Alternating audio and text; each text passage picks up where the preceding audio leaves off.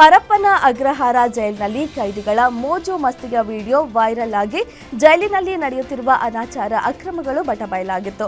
ಇನ್ನು video viral ವಿಚಾರ ಸಂಬಂಧ ನಟ ಧನ್ವೀರ್ ವಿಚಾರಣೆ ವೇಳೆ ವಿಜಯಲಕ್ಷ್ಮಿ ದರ್ಶನ್ ಹೆಸರನ್ನ ಪ್ರಸ್ತಾಪಿಸಿದ್ರು.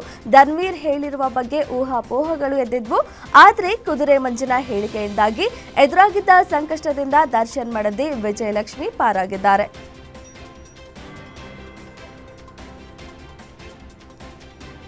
ಬೆಂಗಳೂರು ಗ್ರಾಮಾಂತರ ಜಿಲ್ಲೆಯ ಚಿಕ್ಕಬಾಣಾವರ ರೈಲು ನಿಲ್ದಾಣದಲ್ಲಿ ವಂದೇ ಭಾರತ್ ರೈಲು ಡಿಕ್ಕಿಯಾಗಿ ಇಬ್ಬರು ಮೃತಪಟ್ಟಿದ್ದಾರೆ.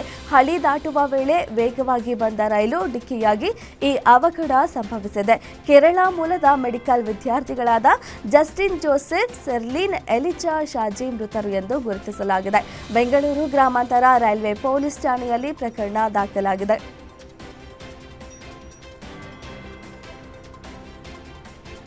ಪತಿಯ ಮನೆಯವರ ಕಿರುಕುಳಕ್ಕೆ ಬೇಸತ್ತು ಗೃಹಿಣಿಯೊಬ್ಬರು ಆತ್ಮಹತ್ಯೆ ಮಾಡಿಕೊಂಡ ಘಟನೆ ದೊಡ್ಡಬಳ್ಳಾಪುರದ ಘಾಟಿ ಸುಬ್ರಹ್ಮಣ್ಯದಲ್ಲಿ ನಡೆದಿದೆ.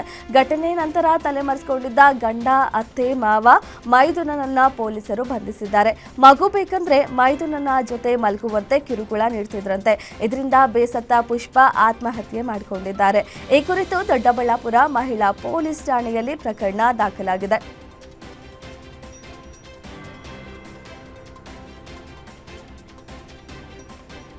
ಕುಖ್ಯಾತ ಬೈಕ್ ಕಳ್ಳರನ್ನ ವಿಲ್ಸನ್ ಗಾರ್ಡನ್ ಪೊಲೀಸರು ಒದ್ದು ಜೈಲಿಗಟ್ಟಿದ್ದಾರೆ. ಬೆಂಗಳೂರಿನ ಆಡುಗೋಡಿ ನಿವಾಸಿಗಳಾದ ವಿಕ್ರಮ್, ಶರವಣ ಮತ್ತು ಸೂರ್ಯ ಬಂಧಿತ ಕದಿಮರು. ಆರೋಪಿಗಳಿಂದ ಒಂದು ಸ್ಕೂಟರ್, ಒಂದು ಮೊಬೈಲ್ ಫೋನ್, ಒಂದು ಮಾರಕಾಸ್ತ್ರವನ್ನ ಪೊಲೀಸರು ವಶಪಡಿಸಿಕೊಂಡಿದ್ದಾರೆ.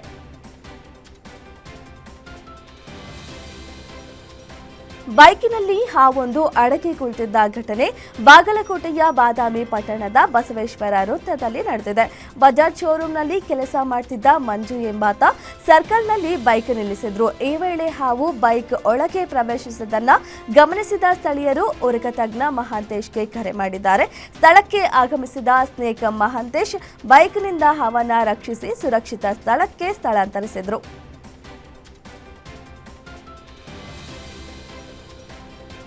ನೆಲಮಂಗಲದ ನಿರ್ಜನ ಪ್ರದೇಶದಲ್ಲಿ ಸುಟ್ಟು ಕರಕಲಾದ ಸ್ಥಿತಿಯಲ್ಲಿ ಅಪರಿಚಿತ ಶವ ಪತ್ತೆಯಾಗಿದೆ.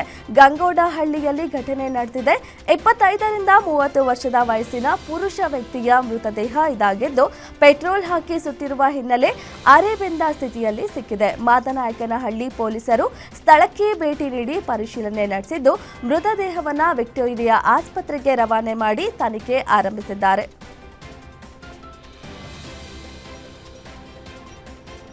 ಕೌಟುಂಬಿಕ ಜೀವನದಲ್ಲಿ ಬೇಸತ್ತು ಮಹಿಳೆ ಆತ್ಮಹತ್ಯೆ ಮಾಡಿಕೊಂಡಿರುವ ಘಟನೆ ಸೀಗೆಹಳ್ಳಿಯಲ್ಲಿ ನಡೆದಿದೆ. ಮನೆಯಲ್ಲಿ ಸಣ್ಣ ಪುಟ್ಟ ವಿಷಯಕ್ಕೆ ಗಲಾಟೆ ನಡೆಯುತ್ತಲೇ ಇತ್ತು.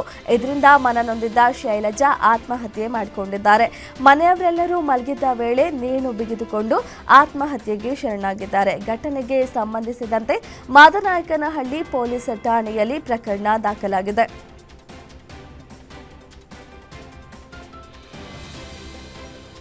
ಅಕ್ರಮ ಕಲ್ಲು ಬಂಡೆಗಳ ಸಾಗಾಟ ಮಾಡುತ್ತಿದ್ದವರನ್ನ ನೆಲಮಂಗಲ ಪೊಲೀಸರು ಮಾಲು ಸಮೇತವಾಗಿ 4ರನ್ನ ವಶಕ್ಕೆ ಪಡೆದುಕೊಂಡಿದ್ದಾರೆ. ಆರೋಪಿಗಳ ಜೊತೆ 2 ಕ್ರೇನ್ ಬಂಡೆಗಳು ಸೇರಿ ಲಾರಿಯನ್ನ ಜಪ್ತಿ ಮಾಡಿಕೊಂಡಿದ್ದಾರೆ.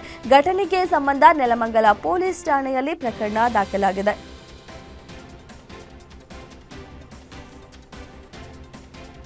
ಮತದಾರರ ಪಟ್ಟಿಯ ವಿಶೇಷ ತೀವ್ರ ಪರಿಷ್ಕರಣೆ ಎಸ್ಐಆರ್ನಿಂದ ದೇಶಾದ್ಯಂತ ಅವ್ಯವಸ್ಥೆ ತಾಂಡವವಾಡುತ್ತಿದೆ. ಎಸ್ಐಆರ್ ಕೆಲಸಕ್ಕೆ ಸಂಬಂಧಿಸಿದ ಒತ್ತಡದಿಂದ 16 ಬೂತ್ ಮಟ್ಟದ ಅಧಿಕಾರಿಗಳು ಸಾವನ್ನಪ್ಪಿದ್ದಾರೆ ಎಂದು ಕಾಂಗ್ರೆಸ್ ನಾಯಕ ರಾಹುಲ್ ಗಾಂಧಿ ಆರೋಪಿಸಿದ್ದಾರೆ. ಎಸ್ಐಆರ್ ದೇಶದಲ್ಲಿ ಅವ್ಯವಸ್ಥೆ ಸೃಷ್ಟಿಸಿದೆ.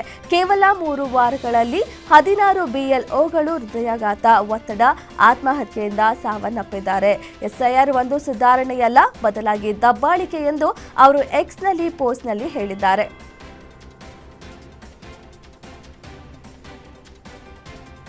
ಪ್ರಸ್ತುತ ನಡೆಯುತ್ತಿರುವ 2ನೇ ಹಂತದ ಮತದಾರರ ಪಟ್ಟಿಗಳ ವಿಶೇಷ ತೀವ್ರ ಪರಿಷ್ಕರಣೆ ಎಸ್ಐಆರ್ ಸಂದರ್ಭದಲ್ಲಿ ಕೆಲಸದ ಹೊರೆಯಿಂದಾಗಿ ಹಲವರು ಬೂತ್ ಮಟ್ಟದ ಅಧಿಕಾರಿಗಳು ಆತ್ಮಹತ್ಯೆ ಮಾಡಿಕೊಂಡಿರುವ ಹಿನ್ನೆಲೆ ಕಾಂಗ್ರೆಸ್ ಅಧ್ಯಕ್ಷ ಮಲ್ಲಿಕಾರ್ಜುನ ಖರ್ಗೆ ಅವರು ಬಿಜೆಪಿ ವಿರುದ್ಧ ತೀವ್ರ ವಾಗ್ದಾಳಿ ನಡೆಸಿದ್ದಾರೆ. ಕೇರಳದ ಕಣ್ಣೂರಿನಲ್ಲಿ ಓರ್ವ ಬಿಎಲ್ಒ ಆತ್ಮಹತ್ಯೆಯ ನಂತರ ಪಶ್ಚಿಮ ಬಂಗಾಳದಲ್ಲಿಯೂ ಇಂಥದ್ದೊಂದು ಘಟನೆಯ ಬಳಿಕ ವಿವಾದ ಭುಗಿಲೆದಿದೆ. ಚುನಾವಣಾ ವಂಚನೆಯು ಈಗ ಮಾರಣಾಂತಿಕ ತಿರುವನ್ನ ಪಡೆದುಕೊಂಡಿದೆ ಎಂದು ಹೇಳಿದ್ದಾರೆ.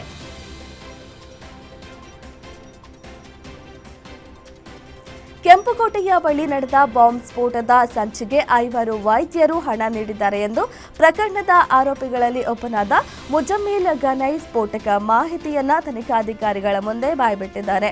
ಬಾಂಬ್ ಸ್ಫೋಟಕ್ಕೆ ಮುಜಮ್ಮಿಲ್ ಗನೈ ಸ್ವತಃ 5 ಲಕ್ಷ ನೀಡಿದ್ದು, ಉಳಿದಂತೆ ಆದಿಲ್ ಅಹಮದ್ ರಾಥರ್ 8 ಲಕ್ಷ ಮತ್ತು ಮುಜಫರ್ ಅಹಮದ್ ರಾಥರ್ಗೆ 6 ಲಕ್ಷ ರು ನೀಡಿದ್ದಾರೆ ಎಂದು ಗನೈ ರಾಷ್ಟ್ರೀಯ ತನಿಖಾ ಸಂಸ್ಥೆ ತನಿಖಾಧಿಕಾರಿಗಳಿಗೆ ತಿಳಿಸಿದ್ದಾನೆ ಎನ್ನಲಾಗಿದೆ.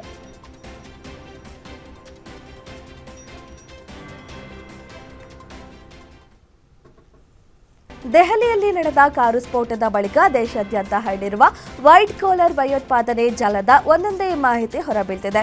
ಜೈಷ್ ಎ ಮೊಹಮ್ಮದ್ ಉಗ್ರ ಸಂಘಟನೆಯ ವೈಟ್ ಕಾಲರ್ ಭಯೋತ್ಪಾದಕ ಮಾಡ್ಯೂಲ್ನ ಭಾಗವಾಗಿ ಬಂಧಿತರಾದ ವೈದ್ಯರು ಮತ್ತು ಇತರ ಶಂಕಿತರು ಪಾಕಿಸ್ತಾನದಿಂದ ದೀರ್ಘ ವ್ಯಾಪ್ತಿಯ ಡ್ರೋನ್ ತರಿಸಿಕೊಳ್ಳಲು ಮುಂದಾಗಿದ್ರು ಎನ್ನುವ ವಿಚಾರ ಇದೀಗ ಬೆಳಕಿಗೆ ಬಂದಿದೆ. ಆ ಮೂಲಕ ವೈದ್ಯರ ಸೋಗಿನಲ್ಲಿದ್ದ ಉಗ್ರರು ಬಹುದೊಡ್ಡ ವಿಧ್ವಂಸಕ ಕೃತ್ಯಕ್ಕೆ ಸಂಚು ರೂಪಿಸಿದ್ರು ಎನ್ನುವುದು ಗೊತ್ತಾಗಿದೆ.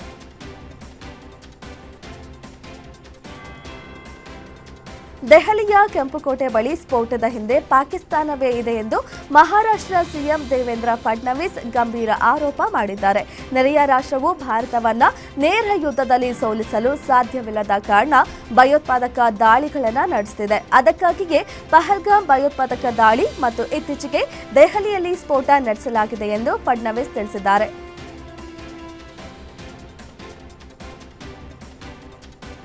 ದುಬೈ ಏರ್ ಶೋನಲ್ಲಿ ಪತನಗೊಂಡ ಭಾರತೀಯ ವಾಯುಪಡೆಯ ತೇಜಸ್ ಜೆಟ್ನ ಪೈಲಟ್ ಕೊನೆಯ ಕ್ಷಣದಲ್ಲಿ ಎಜೆಕ್ಟ್ ಆಗಿ ಜೀವ ಉಳಿಸಿಕೊಳ್ಳಲು ಯತ್ನಿಸಿದ್ದರು ಎಂದು ತಿಳಿದು ಬಂದಿದೆ. ಹೊಸ ವಿಡಿಯೋವೊಂದರಲ್ಲಿ ಅಪಘಾತಕ್ಕೀಡಾದ ತೇಜಸ್ ಫೈಟರ್ ಜೆಟ್ ಪೈಲಟ್ನ ಅಂತಿಮ ಕ್ಷಣಗಳ ದೃಶ್ಯ ಸೆರೆಯಾಗಿದೆ. WL ಟಾನ್ ಏವಿಯೇಷನ್ ಪೋಸ್ಟ್ ಮಾಡಿರುವ ವಿಡಿಯೋ ಕ್ಲಿಪ್ನಲ್ಲಿ ವಿಂಗ್ ಕಮಾಂಡರ್ ನಮಾಂಶ ಸಯಾಲ್ ಕೊನೆಯ ಕ್ಷಣದಲ್ಲಿ ಎಜೆಕ್ಟ್ ಆಗಲು ಪ್ರಯತ್ನಿಸಿದಂತೆ ತೋರಿಸಿದೆ.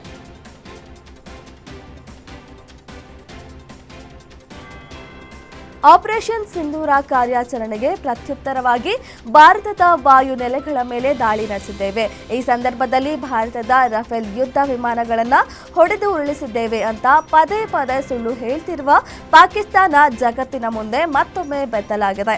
ರಫೇಲ್ ನಷ್ಟದ ಕುರಿತು ಫ್ರೆಂಚ್ ನೌಕಾಪಡೆ ಸಾರಾಸಗಟಾಗಿ ತಿರಸ್ಕರಿಸಿದ್ದು, ಇದು ಅಪ್ಪಟ ಸುಳ್ಳು, ವ್ಯಾಪಕ ತಪ್ಪು ಮಾಹಿತಿಗಳಿಂದ ಕೂಡಿದೆ ಎಂದು ಹೇಳಿದೆ.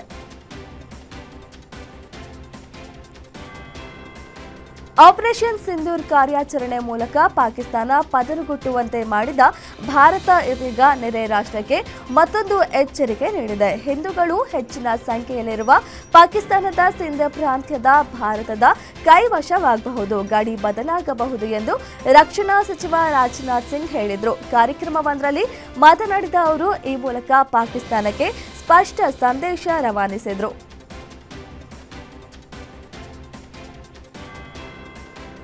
ಭಾರತದ ಸುಪ್ರೀಂ ಕೋರ್ಟ್ನ ಹಾಲಿ ಸಿಜೆಐ ಬಿಆರ್ ಗವಾಯಿ ಅವರ ನಿವೃತ್ತಿಯ ನಂತರ ಇಂದು ರಾಷ್ಟ್ರದ ನ್ಯಾಯಾಂಗ ವ್ಯವಸ್ಥೆಯ ಹೊಸ ಮುಖ್ಯಸ್ಥ ಸುಪ್ರೀಂ ಕೋರ್ಟ್ನ ಸಿಜೆಐ ಆಗಿ ಸೂರ್ಯಕಾಂತ್ ಅವರು ರಾಷ್ಟ್ರಪತಿಗಳಿಂದ ಪ್ರಮಾಣ ವಚನ ಸ್ವೀಕಾರ ಮಾಡಲಿದ್ದಾರೆ. ಇದರ ನಡುವೆ ಅಧಿಕಾರ ಸ್ವೀಕಾರಕ್ಕೂ ಮುನ್ನ ಮಾತನಾಡಿ ತಮ್ಮ ದೃಷ್ಟಿಕೋನ, ನ್ಯಾಯಾಂಗದ ಪುನರ್ರಚನೆ ಮತ್ತು ಭವಿಷ್ಯದ ಸವಾಲುಗಳನ್ನು ಎದುರಿಸಲು ರೂಪಿಸಿರುವ ಮಾರ್ಗಸೂಚಿಗಳನ್ನು ಹಂಚಿಕೊಂಡಿದ್ದಾರೆ.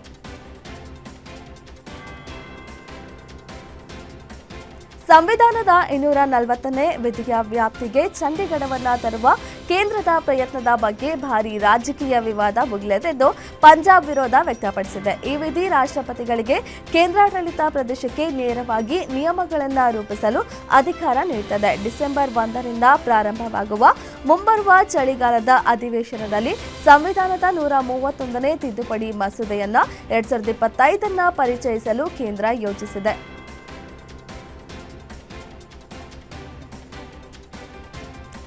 ಎಳೆ ಮಕ್ಕಳಿಗೆ ತಾಯಿ ಎದೆ ಹಾಲು ಸೇಫ್ ಅಲ್ಲ ಅನ್ನೋ ಭಯಾನಕ ಸತ್ಯ ಹೊರಬಿದ್ದಿದೆ.